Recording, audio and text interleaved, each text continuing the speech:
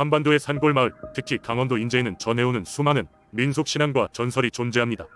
그 중에서도 가장 신비롭고 두려운 이야기는 바로 저승사자와 관련된 것입니다. 이 전설은 마을 어귀에 있는 고목나무 아래에서 시작됩니다. 그 옛날 인제 마을에는 젊고 활기찬 농부 민수가 살고 있었습니다. 그는 늘 일찍 일어나 밭을 갈며 하루를 시작했는데 그의 성실함 덕분에 마을 사람들로부터 큰 신뢰와 사랑을 받았습니다.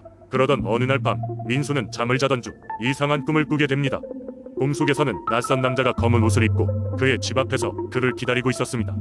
민수는 그 남자가 바로 전설 속의 저승사자라는 것을 알 수 있었습니다. 아침에 깨어난 후에도 민수는 그 꿈에서 벗어나지 못했습니다. 마음 한구석에는 설명할 수 없는 불안감이 자리 잡았습니다. 그는 이 불길한 예감을 떨쳐버리고자 마을의 지혜로운 노인 할머니 김씨를 찾아갔습니다. 할머니 김씨는 인제 마을에서 민속신앙과 관련된 지식을 가장 많이 알고 있는 분이었습니다. 그녀는 민수의 이야기를 듣고 조용히 턱을 만지며 생각에 잠겼습니다. 저승사자를 꿈에서 보았다니 이는 보통 일이 아니구나. 하지만 걱정 마라 민수야. 이럴 때일수록 마음을 단단히 하여야 한다. 그리고 오늘 밤 다시 잠자리에 들기 전에 무언가를 해야겠다. 할머니 김씨는 민수에게 조언을 주기로 했습니다. 그녀는 민수에게 마을 가장자리에 고목나무 아래 작은 제단을 만들고 그곳에 쌀과 물을 올리며 기도를 드리라고 했습니다. 또한 할머니는 민수에게 절대 두려움에 빠지지 말고 마음속으로 자신을 지키겠다는 굳은 다짐을 하라고 당부했습니다.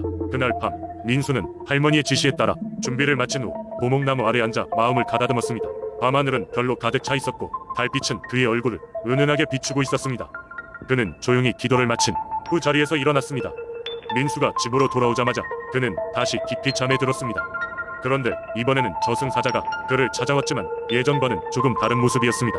그 검은 옷을 입은 사자는 오히려 민수에게 다가와 따뜻한 미소를 지으며 속삭였습니다. 너의 진심은 내가 받았노라.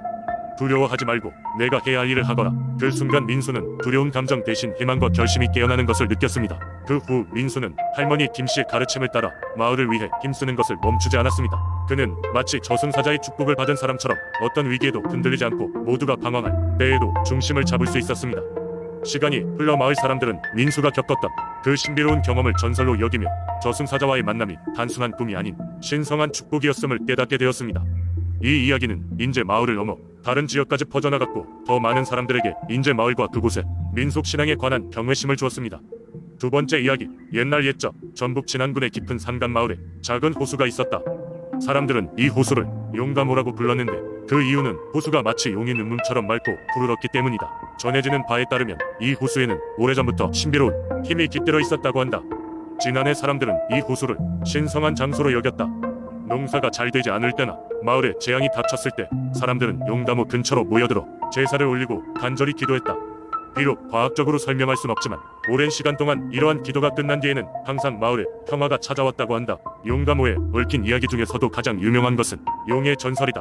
어느 여름날 밤 마을을 지나던 낯선 이방인이 용가모 앞에 서서 경외심 가득한 눈으로 호수를 바라보고 있었다. 그는 마을 사람들에게 자신이 칠판의 물고기의 비늘 같은 무늬를 그린다며 이것이 호수에 숨겨진 용이 전해준 계시라고 했다. 마을 사람들은 처음엔 그를 미친 사람이라며 비웃었지만 이방인은 그들의 비웃음을 아랑곳하지 않고 끊임없이 칠판에 무늬를 그렸다. 그러던 중 한 노인이 이방인의 무늬가 예전에 전해 내려오던 전설과 같다는 사실을 깨닫게 되었다. 전설에 따르면 용가모에는 깊은 잠에 빠진 용이 살고 있는데 마을에 큰 위험이 닥치면 깨어나 사람들을 지켜준다고 했다. 노인은 마을 사람들에게 이 이야기를 전했고 그제서야 사람들은 이방인의 이야기에 귀를 기울이기 시작했다.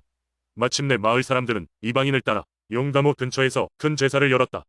이상하게도 그 날 이후 마을에는 폭염 속에서 도시원한 바람이 불어왔고 농작물은 넘쳐날 정도로 풍성하게 자라났다. 이후로 마을 사람들은 매년 한 번 용가모에서 제사를 올리며 용의 존재를 빌었다. 용가모의 전설은 지난 사람들의 마음속에서 신앙의 형태로 자리잡아 오늘날까지도 이어지고 있다. 물론 과학적인 증명은 없지만 이 신비로운 전설은 자연과 인간을 이어주는 중요한 가교로 남아 마을 사람들에게 그 어떤 말로 설명할 수 없는 평화와 안식을 준다. 지난해 용가모 그리고 그에 얽힌 신비로운 전설은 아직도 사람들 사이에서 회자되며 많은 이들에게 경이로움과 함께 진정한 자연과 조화의 의미를 생각하게 만든다. 세 번째 이야기, 아주 먼 옛날 거제도의 한적한 어촌 마을에 어부들이 살고 있었다.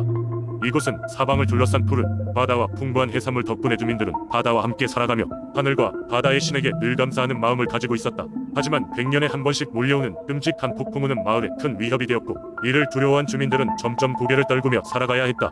어느 날 마을의 가장 경험이 많은 어부인 하늘씨가 이야기를 전하기 시작했다. 그는 백발이 성성한 노인이었지만 바다와 밀접하게 지내온 만큼 누구보다도 바다에 대해 잘 알고 있었다. 하늘씨는 마을의 어린이들이 무서워하는 폭풍우에 대한 이야기를 꺼내며 한 가지 전설을 이야기했다. 오래전 이곳에 한 선장이 있었단다. 그는 바다를 매우 사랑해 바다가 그의 진정한 고향이라 믿으며 살았지. 그의 이름은 태민이었고 그의 배는 늘 많은 물고기들로 가득 찼단다. 사람들은 그의 행복한 모습을 보고 이렇게 말했어. 저 사람은 바다의 자식이야라고 말이야. 사람들은 이 선장 혜민의 이야기를 들어본 적이 있었다. 그는 바다를 항해할 때마다 마을의 풍요로운 생활을 안겨주는 것 같았다. 하지만 말로 표현할 수 없이 무시무시한 폭풍우가 몰아쳐 그의 배를 덮치게 된 날 혜민과 그의 배는 사라지고 말았다. 그 사건 이후 마을은 바다 신에게 끊임없이 기도를 드리기 시작했다. 하늘씨는 이어서 말했다. 혜민이 없는 바다는 우리에게 거칠었고 더 이상 물고기를 잡기 힘들어졌어. 그 즈음 마을에는 어디선가 소문이 퍼졌단다. 혜민이 바다 신을 화나게 했기에 바다가 이렇게 변해버린 것이라고. 그래서 우리는 바다 신을 달리기 위한 새로운 의식을 준비하게 되었어. 바로 이곳 거제도의 붕어제란다. 붕어제는 마을의 모든 주민들이 힘을 모아 준비하는 큰 행사였다. 주민들은 음식을 준비하고 음악과 춤으로 바다를 즐겁게 만들었으며 혜민 선장의 영혼을 기리기 위해 그의 작은 동상을 만들었다. 이렇게 1년의 가장 큰 행사를 진행하게 되고 어촌 마을은 다시금 잃어버린 평화를 되찾을 수 있었다. 하늘씨의 이야기는 그렇게 끝났다. 주민들은 모두 그 이야기를 마음속에 간직하고 해마다 붕어제를 통해 바다의 신에게 감사를 드렸다. 세월이 흐르며 사람들의 의식 속에 자리 잡힌 이 전설은 거제도의 민속신앙으로 자리잡아 바다와 함께하는 삶을 소중한 것으로 여겨 바라보도록 하고 있었다. 이처럼 붕어제는 단순한 제사 의식이 아닌 주민들이 바다와 함께 살아가기 위한 지혜와 신의 가호를 빌고자 하는 간절한 염원의 표현이었다. 아름다운 추억이 담긴 전설은 끊임없이 거제도 곳곳을 누비고 있으며 그 이야기는 오늘날까지도 사람들이 마음을 사로잡고 있다. 네 번째 이야기. 옛날 옛적 전라북도 임실의 강촌 마을은 지금과는 다른 모습을 하고 있었다. 이곳은 맑고 푸른 강물이 흐르는 곳으로 마을 사람들은 주로 농업과 어업으로 생계를 꾸려나갔다. 하지만 그들에게는 한 가지 두려운 존재가 있었다. 그것은 바로 강에 살고 있다는 용신이었다. 마을 사람들은 강을 용의 살이라 부르며 용신에게 매년 제사를 지내야만 했다. 그들은 용신의 누이옴을 사지 않기 위해 한 해가 시작될 때마다 다양한 음식을 차려놓고 정성껏 제사를 올렸다. 어느 해 강촌 마을에는 극심한 가뭄이 찾아왔다. 들판은 메말랐고 강물은 점점 줄어들어 사그라질 듯했다. 마을 사람들은 용신이 그들을 벌주려는 것이라 생각하며 두려움에 떨었다. 마을의 장로들은 마을을 지키기 위해 용신에 대한 특별한 제사를 준비했다. 음력 7월 보름 마을 사람들은 전통 의상을 차려입고 강가로 모였다.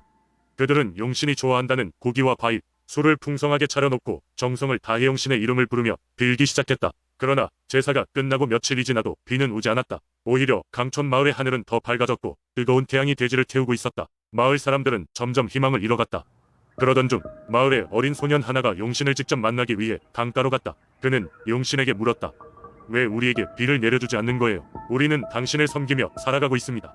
용신은 소년의 용기에 감동했다. 사실 용신은 오랜 세월 동안 마을 사람들에게 선행을 베풀어 왔으나 그들에게 직접 모습을 드러낸 적은 없었다. 이번에도 용신은 직접 모습을 드러내기보다는 소년의 마음에 응답하기로 결정했다. 소년이 강가에서 돌아오는 날 하늘은 어두워지기 시작했고 이내 장대비가 내리기 시작했다. 마을 사람들은 기뻐하며 하늘에 감사의 기도를 올렸다. 그 이후로 강촌 마을은 더욱 평화로워졌고 용신을 더욱 큰 존경과 사랑으로 모시게 되었다. 사람들은 가뭄이 닥칠 때마다 강가에 나가 용신에게 간절히 기도를 올렸고 신기하게도 매번 그들의 기도는 비로 응답되었다. 강촌의 용신 이야기는 그렇게 마을의 전설이 되었고 오늘날까지도 사람들 사이에 전해져 내려오고 있다. 다섯 번째 이야기. 옛날 옛적 지금의 경상남도 창원 지역에는 한 마을이 있었다.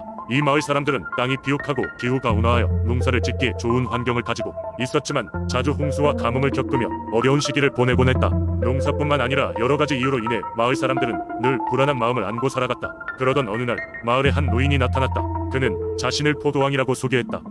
노인은 길고 흰 수염과 붉은 망토를 두른 모습으로 매우 당당해 보였다.